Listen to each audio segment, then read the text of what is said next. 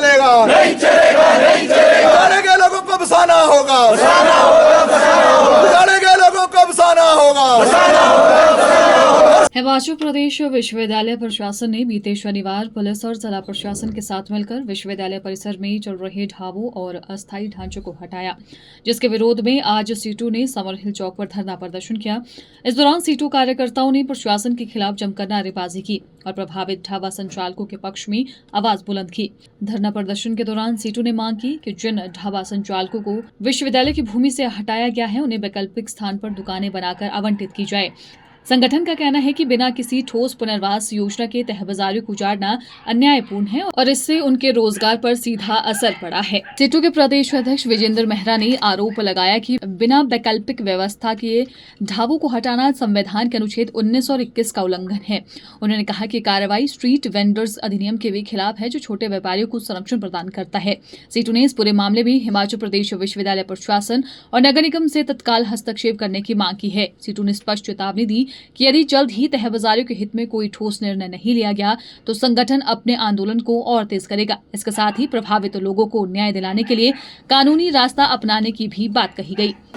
आज रेडी पड़ी तहबाजारी यूनियन जो CITU से संबंधित है, उसकी ओर से ये प्रदर्शन हम हिमाचल प्रदेश विश्वविद्यालय के कुलपति कार्यालय के बाहर कर रहे हैं समर हिल में।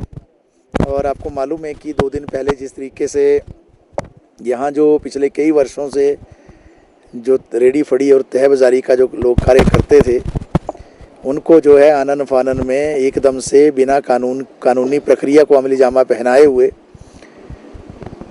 उसको हटा दिया गया, सामान को तोड़ दिया गया, सामान को जब्त कर लिया गया, उखाड़ दिया गया।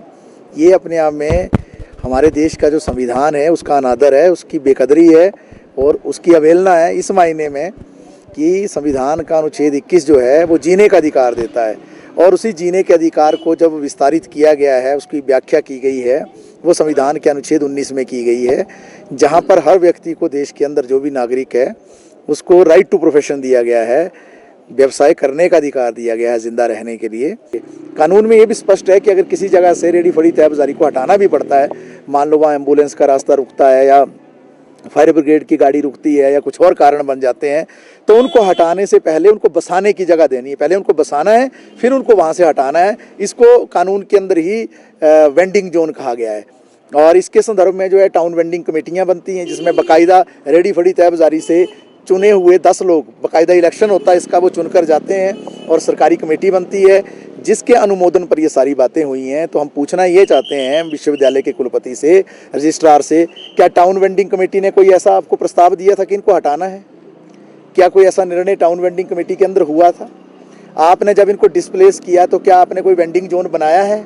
अगर नहीं बनाया है तो आपने नियम कायदे कानून की अवहेलना की है और ये पूरी तरह से गैर कानूनी है। इस प्रदर्शन के माध्यम से हम ये कहना चाहते हैं, हम नगर निगम प्रशासन से भी कहना चाहते हैं, क्योंकि ये कानून उस जगह लागू होता है जहां म्युनिसिपल कॉरपोरेशन, नगर निगम, नगर पालिका, नगर पंचायत, नगर परिषद, इसके इलाके में, विश्वविद्यालय भी उसी के इलाके में है। तो अगर ऐसा काम कुछ हो रहा है तो नगर निगम का कार्रवाई इस पर क्या है? क्या उन्होंने कोई ऐसा संज्ञान लिया है और विश्वविद्यालय के कुलपति और रजिस्ट्रार से कोई जो है बात पूछी है कि क्यों ये किया गया? तो आज के प्रदर्शन के माध्यम से हम ये चेताना चाहते हैं विश्वविद्यालय के कुलपति महोदय को और रजिस्ट्रार महोदय को, आपने गैर कानूनी कार्य किया है। ये जितने आपने हटाए हैं रेडी फड़ी तहबाजारी वाले, ये इनका बुनियादी अधिकार था। सुप्रीम कोर्ट का इसके संदर्भ में निर्णय है, देश का स्ट्रीट वेंडर्स एक्ट कानून है, इसलिए इनको तुरंत बसाया जाए। और इसके संदर्भ में जैसा कुलपति महोदय ने मौखिक तौर पर हमसे बातचीत में कहा है, क्योंकि जिस दिन ये कार्रवाई हुई 2 दिन पहले, उससे पिछले दिन उनका फ़ोन आया था, उन्होंने स्वयं इस बात को माना है कि इस जगह जो है हम जो है कोई प्री फैब्रिकेटेड स्ट्रक्चर्स बनाएंगे हम फाइबर के, और अच्छे बनाएंगे और इनको अलॉट करेंगे और रियायती दरों पर देंगे। उस संदर्भ में क्या कार्रवाई हो रही है?